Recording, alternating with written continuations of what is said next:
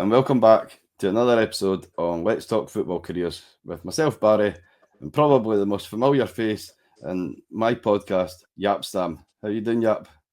Yeah, good. I've been good, thank you. Thanks for Yeah. having me as well, of course. No, I appreciate you coming on. I know you're very busy, so it's nice to just sit down and chat for a short 20 minutes and just run through your playing career. So Yeah. I'll do a little summary, right? I mean, everybody knows your career, but I like to do a little summary. So, former footballer and now coach, played for a variety of clubs spread over Holland, England, and Italy. 3 Premier League winner, Champions League winner during the treble season, and won various domestic titles and trophies over your career, whilst representing Holland at 4 major tournaments. Is that all sit right with you?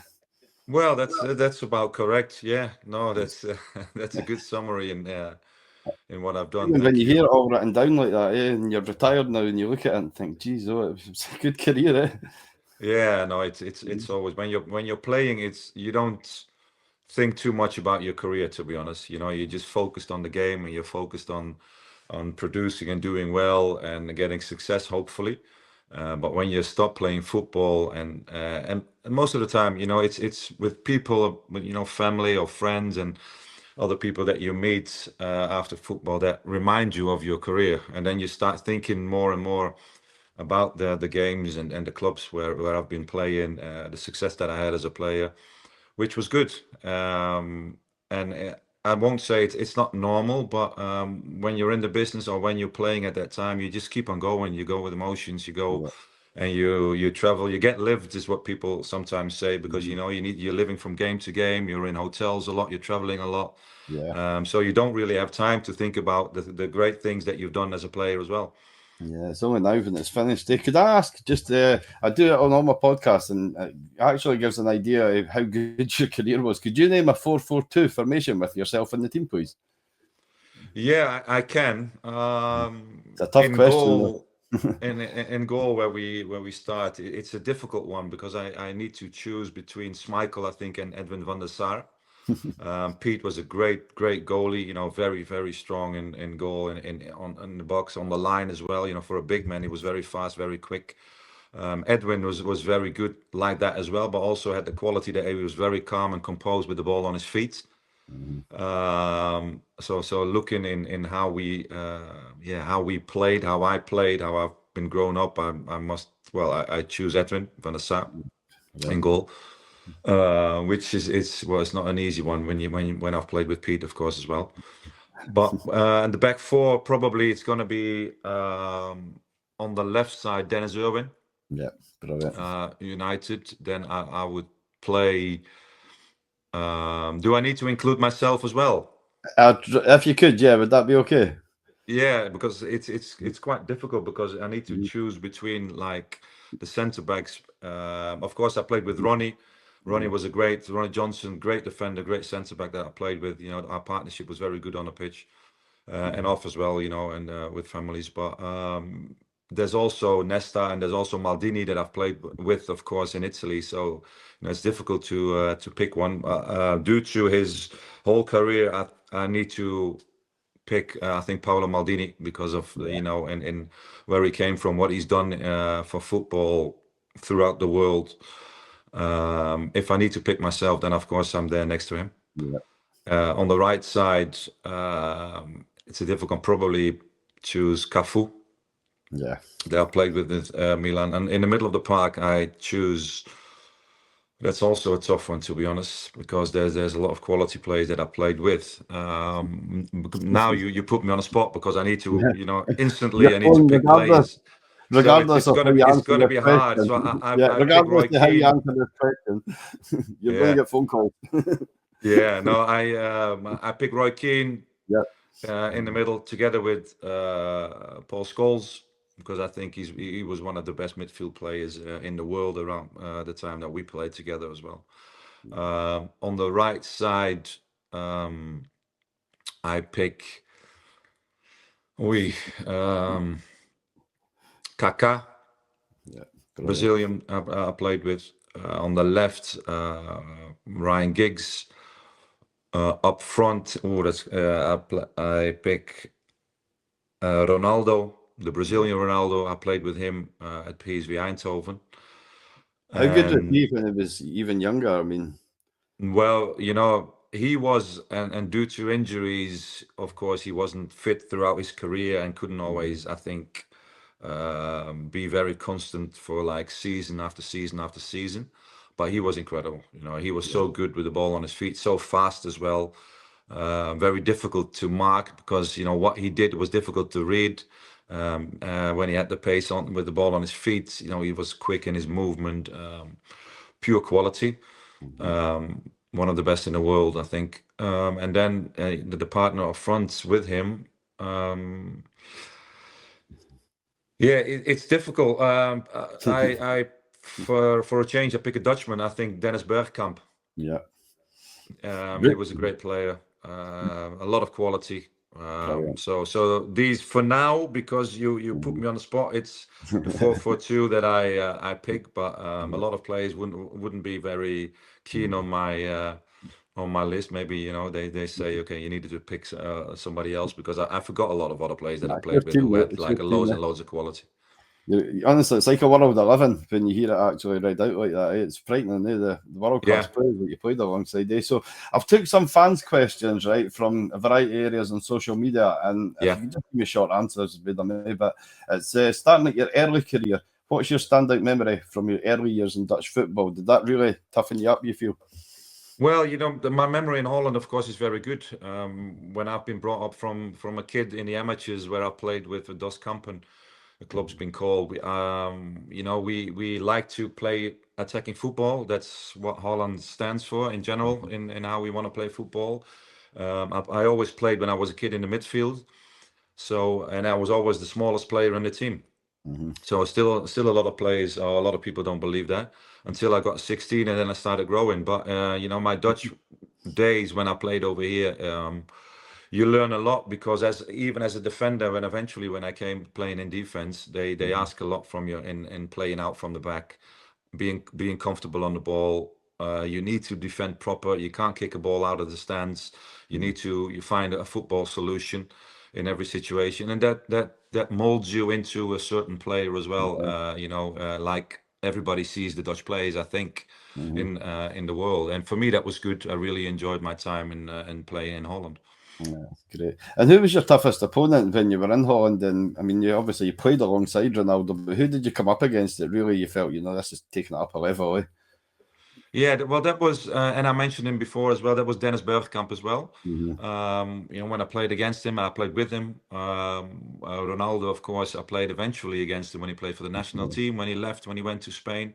Mm-hmm. But in Holland, back in the days when I played there, it was not that easy to leave the club. So the quality of the league was higher at that time Yeah. because you know normally at that period of time you could only leave the club at the end of your contract. So if you signed a Mm-hmm. 3-year deal, the possibility to leave the club was like almost after 3 seasons. And nowadays, when you do well for 6 months, they buy you and you go somewhere else. Mm-hmm. So a lot of players stayed in Holland for a long time. So the quality of the league was quite high at that time as well. And we played Ajax. And Ajax at that team had the coach Louis van Gaal. Of course, everybody Mm-hmm. knows him, and they won the Champions League. They did very well, and they had great players like Seedorf, like Davids, Mm-hmm. like other great players. So yeah, you know these players were exceptional to play against for myself as well in Holland in the Dutch league. One of my first guests that was on was Shot Arveladze. I'm sure he was there around about the same time as well, He wasn't was he? there as well, yeah. Mm-hmm. Yeah, and He he was a did good player. to play against him was difficult as well because he was Mm-hmm. great with the ball on his feet. Yeah. And you know you know and he tries to spin off you and Mm-hmm. you know to make it very difficult for you. And I remember one game when I played against him, and that was the final. That was the cup final in Yeah. Holland, and we lost with PSV Eindhoven against Ajax. We lost, I think it was Mm-hmm. 5-0. Okay. Every other game in the league we've beaten them, and then in that particular game we lost. They played us off the park, to be honest, and I had a very difficult game against him.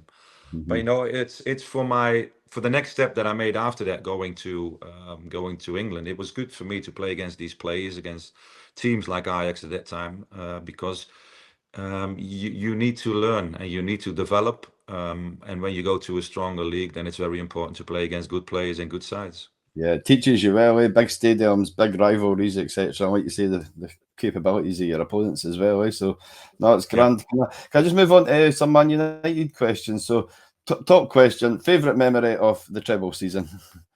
Yeah, well, that was the trouble, of course. And Cool. when I went to United, I never expected to win the treble. When you go from Holland to a big club like United, you want to do well, and that's the main priority. You know, to get to fit into the team, to hopefully become a starter when you go to the team, to do well, to hopefully win the Premier League, because I think that's the main aim for me at that time, when you want to win the league, when you go to a big club like Manchester United. But you know, at the end, winning the treble, that was amazing. That was unbelievable, and we could feel during the season that we were like becoming a better team, getting more adjust to each other. Very difficult to beat eventually, and winning games. And in Fergie time, towards the end of the game, still pushing on, still getting that goal to win the game. And that belief started to grow. And during the second part of the season, we could feel that, you know, if we keep on going like this, we could do very well. And hopefully, yeah, and hopefully, of course, at that time, we thought, you know, okay, maybe we can win more than maybe one trophy. Fantastic. What a memory. So, who was the toughest opponent you marked in the Premier League, excluding Dennis Bergkamp? Yeah, no, but that was, oh, we had some tough ones in, if in terms of difficult and different players. For instance, there was Alan Shearer. Yeah. You know, he's not the tallest of players, but his timing and heading was like is exceptional. Very physical. You need to learn to protect yourself against players like that. There was also the likes of Thierry Henry. You know, very, very quick, very fast players. So you need to have a different approach against them. There was like players like Duncan Ferguson, who was at Everton at that Yeah. time. You know, also difficult to handle. You know, very, very strong guy, very strong, and yeah, very physical. So every time Like a becoming couple. a real battle. So all Yeah. these opponents, you know, they have different qualities, but very tough to handle. And that it was a great learning curve for me the first season as well, you know, especially the first couple of months to go into the Premier League and play against these players. Because in the beginning, I struggled in sense of struggle, but needing to get adjust to the league, to the physicality of the teams and the players. Yeah. And can I ask, was there a teammate when you joined Man United? Is there kind of somebody that stands out that really put their arm around you and says, "Look, you're at a big club. We'll help you develop, etc." I mean, was Roy Keane the man, or? Well, Roy was there. Roy was very direct, like he is now.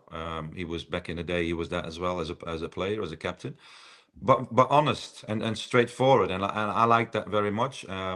When I came to United, he tries to push you, you know, to see how you react to certain situations. Sometimes a bit cynical in his comments, which you need to get adjust to as well, which is very positive. And after that, when he sees how you react as a player, and how you perform eventually, he's also very honest and very clear to me, I think to everybody, and that he trusts you in what you need to do for the team, and that gave me a very good, a very positive feeling. So he was very important, but also the other players were, of course, very important for me, because they all knew, although the Dutch league was not that well known, maybe in Holland, they've seen me play for PSV in the Champions League, so they knew a bit, you know, in what I was capable of, my qualities. Seeing me in the team, in the training sessions, they gave me the trust almost straight away, which was for me very important, and the manager, of course, was very important in doing that as well. Yeah, because again, talking regarding Shooter Valadze, he said that when you join a new club, he says your new teammates will fire the ball at you and you take it down quick, and they're like, right, okay, you can play. It's like to test you a wee bit. Eh? Yeah, that's what they do. You know, that's what they did with me in England as well. You know, when you play into a box and in a little possession play, you know, they play balls with 100 miles an hour in your feet, and then they see how you react. If you can control that ball, or you want your first touch is good, and if it's not, you know, they make a comment about it. If they see that you can handle it, then you know they're quite happy with that. And next time they won't do it. Well, they try to do it in a different way. But that's how you need to handle yourself. When you go to a big club, to better players, a bigger club, there's a lot more pressure. And you need to get used to that, but it's good. I Yeah, liked it. thank you so much. And can a key question is, how does it feel to lift the Champions League trophy above your head? Yeah, that was an amazing feeling, because it was a difficult game, of course, in the final. I think the game before we went to the final against Bayern Munich, in Juventus, against Juventus, they were like two very difficult games as well in the semi-finals. But we've beaten them. After that game, we had a lot of confidence, of course, that we might win the final. In the final, you could feel, because of Keane not being there, Scholesy not being there, very important players for us. We knew that it was going to be difficult. Even with them, of course, it was going to be difficult as well. But the other players who stepped in, Butty and Jesper Blomqvist, they did very well, and we needed to work very hard for it. Sometimes it's have a little bit of luck. That's how football is as well. But eventually winning the Champions League and lifting that trophy, that was an amazing feeling. Also because that it's not going to happen very often in your career that you can win the Champions League. So when you eventually win it, and you go through a season like that, first winning the Premier League and then the FA Cup and then lifting that trophy, that was an amazing feeling. That was incredible. And it's difficult to describe the feeling, in how it feels, but we knew that we made history after that as well, and that was very good. I mean, what you achieved in the 3 years that you were at Man United, it would take people their whole career to achieve it. And again, it's only when you step back and you look at the likes of players you played with. I've got David Beckham's never had a mention yet. You've got Andy Cole, Dwight York. I think he signed at the same time as you, Dwight York, around about the same Klopp. time. He came in within the same season. Yeah. Their partnership, but Andy Cole and York, was brilliant, eh? Sorry? The Cole and York partnership was frightening as well. Yeah, but they were unbelievable. They had a great understanding together. They knew exactly what to do, in their step overs or playing 1-2s, or who's going to go into the ball, who's going to make these runs in behind. And sometimes you need to have a bit of luck if you have all these players together in this team, like with the likes of Becks and what you say, Yorkie and Coley coming in, that everything clicks within a certain time, and that the understandings are there on the pitch.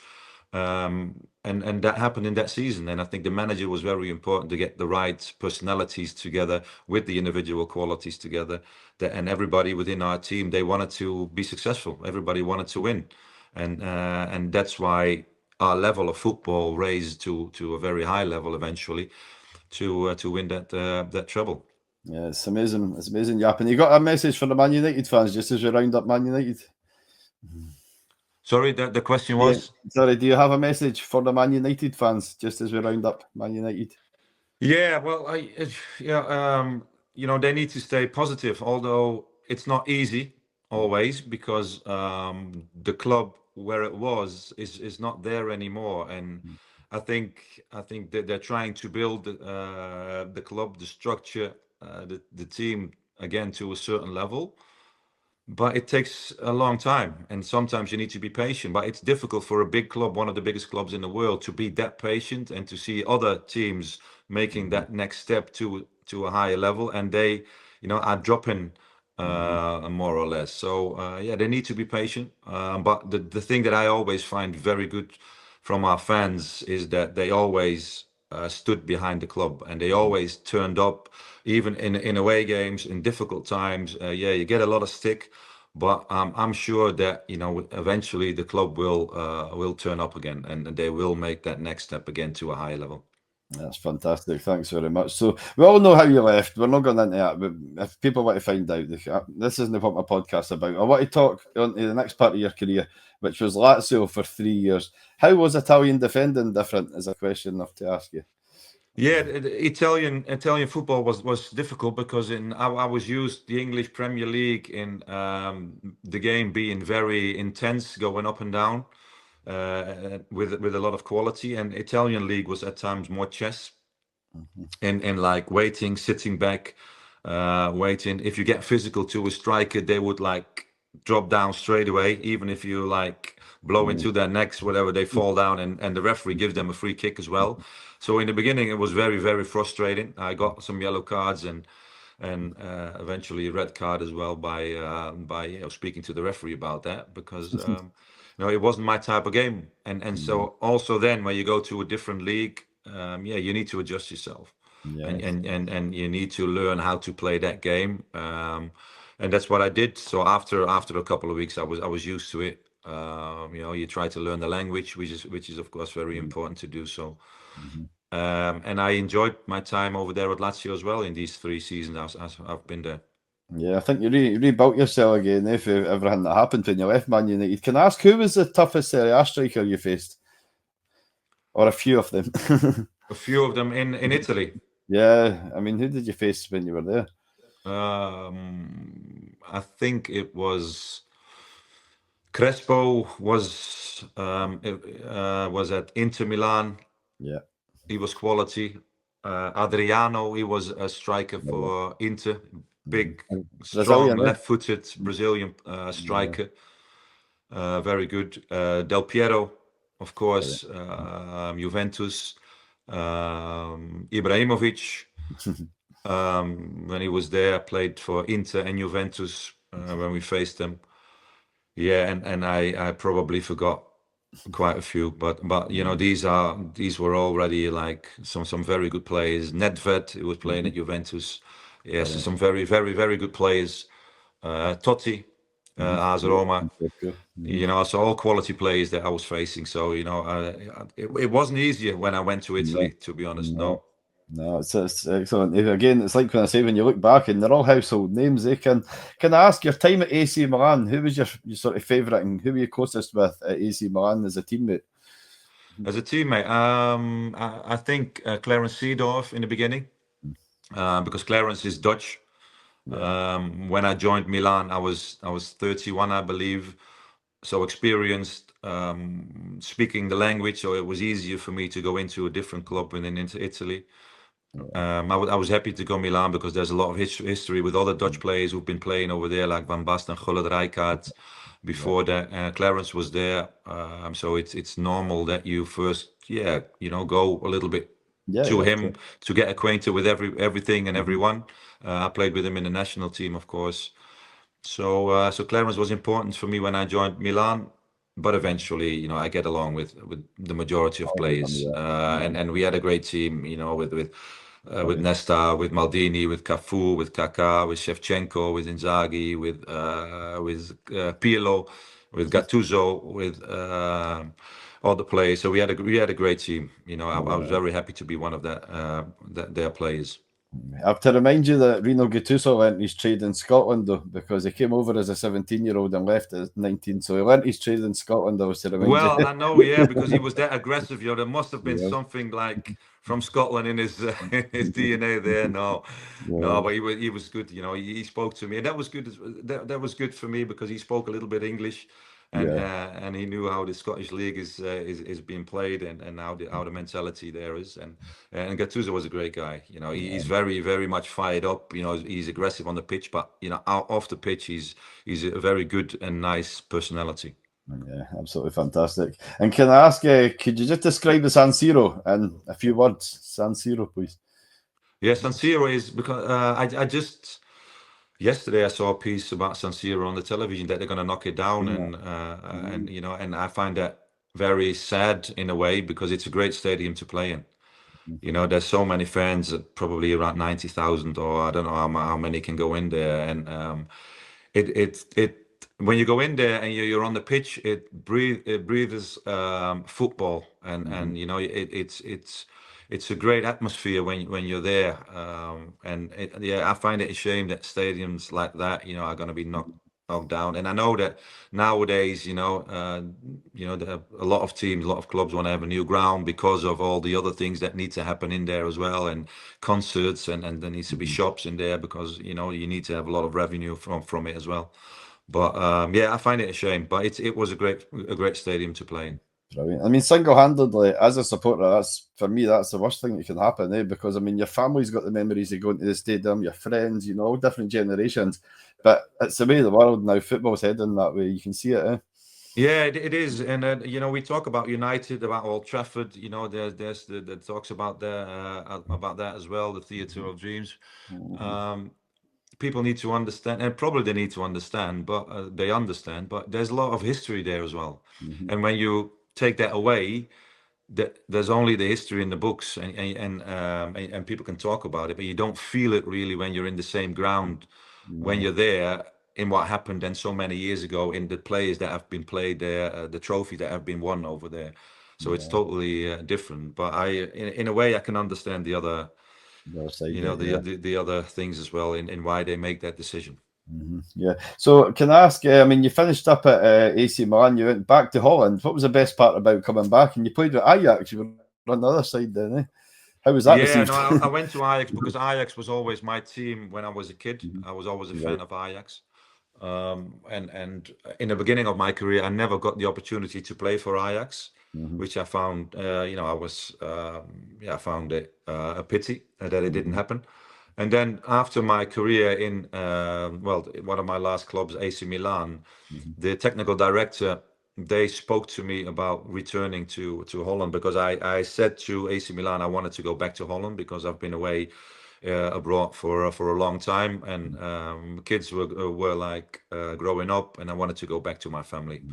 And that's why I wanted to go back to Holland. And they made a deal with Ajax, and I was happy that I could like finish my career at Ajax Amsterdam because I think it's a great club. I love the club. Always, yeah, was a fan of the club when I was a kid. So for me, that was very good to go back. Amazing. Who was the manager that brought you back? The manager at that time was Henk ten Kate. He Oh, was yeah. at Chelsea Hmm. as an assistant. And the technical director, I knew him from other clubs that I've played for in Holland, and he was very persistent in bringing me back to Ajax as an experienced player. And I joined it. It was like for a short time, a season and a half, Yeah. but I really enjoyed it, and it was very good for me. It gave me a great feeling to be there with them. Yeah, it's amazing. So just as we round up, just a brief touch into your international career. I've wrote down, what was your favourite memory representing Holland to be your 67 caps that you made? Well, my memory wasn't that I missed a penalty, to be No, honest, in the Euros, but that no, but happened. it's I always found it an honor to play for the national team. And every time I got the call up that I could play for the national team, I was very happy to join them. Good memories for playing in the national team were like playing together with my teammates because we had a good group with a lot of quality. Yeah, we didn't win enough, to be honest, or we should have won more. We should have, taken more out of it. Eventually, that didn't happen, and that was a pity. But doing well in like Euro 2000, getting to the semifinals, the World Cup in '98, getting to the semifinal, that was It's not very good bad. for us. And that these are good memories, although you're very close to reaching the final. But that's Yeah. how football is. That's it. You can't win it all. Although Exactly. you did near enough with it all, you right? But Yeah. I mean, so I put down describe the penalty shootout. You touched into that. I mean, is that something that does it bug you every day? Does it bug you every week, Well, or do it you do- it accept doesn't that it doesn't it no, it happens? doesn't bothers me every day, but it's a thing that you always, well, people always remind you of it. If the national team is playing and somebody is missing a penalty, then then they also mention my name sometimes, especially when it goes high over the crossbar. But that's how football is. That penalty in that game against Italy, we should have won that game. We needed to win because we created a lot of chances. Italy was playing with 10 eventually. They got a red card. We missed two penalties already in the first 90 minutes. Mhm. Right. And then towards the end of the game, you know how it feels. I had the same thing when I played the final with AC Milan against Mhm. Liverpool, the Yeah. Champions League final, and we lost that, after being 3-0 up. The team that comes back or stays into the game, they always have like a better feeling going into the penalty shootout that the other team who already missed a couple, gave away a lot of chances. So it's a different feeling. So yeah, no, of course I was not ashamed because you just do your No. duty. The manager is asking you to take a penalty. I said, yeah, okay, I'm doing that. I take one. I've missed. Yeah, and that's what football is. It happens. Yeah. And it's yeah. Of course you want to score. Of course you want to win that game, but it didn't happen. And yeah, you need to, and that's being a professional as well. You need to keep on going. And It's the mental aspect. It's the yeah, bit that we the don't mental thing is understand. keep on Yeah. going, and yeah, Mhm. a lot of people give you stick, or a lot of people Mhm. say something about it, but that's how Yeah. the world is.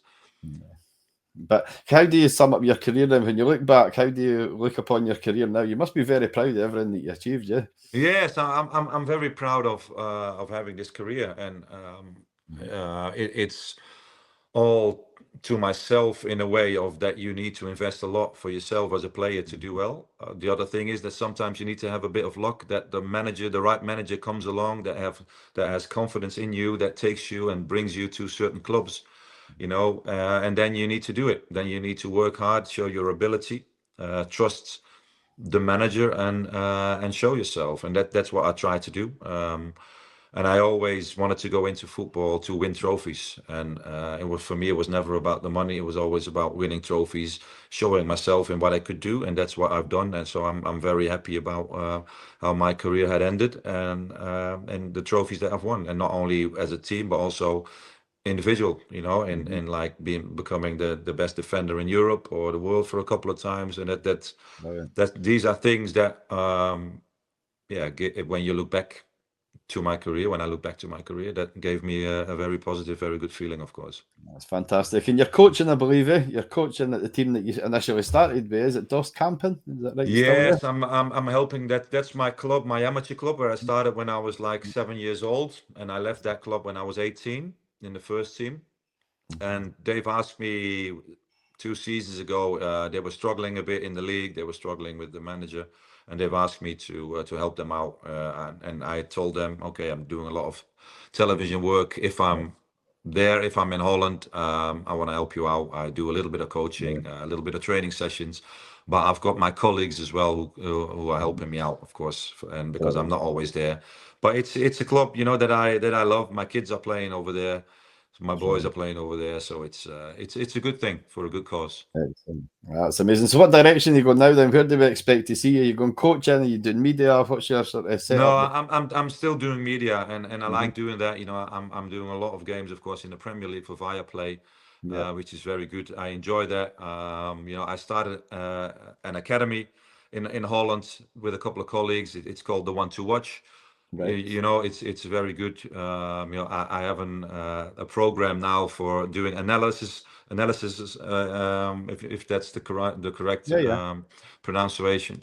So we started that, for amateur clubs, because I know, and this is very important for coaches in amateur football, grassroots, it's very important that coaches want to talk with their players and their teams, about how they have been playing and showing clips. And I know from my experience in amateur football, there's no money to get like somebody in who's doing that for you. So now we've got a tool, and that can do, if you record the game, you can upload it, and then you get all the stats and everything, and you can show it directly to your team, which is very good. So we're working on that and trying to get that up and running. So it's a lot of things to do, and a lot of nice things as well. Fantastic. Yeah. Well, all that remains is for me just to say thanks so much for giving me the opportunity to chat with you. I hope everybody's enjoyed watching it as much as I've enjoyed recording it. It's been brilliant, Jaap. Thanks so much. Thank you. I wish you all the best.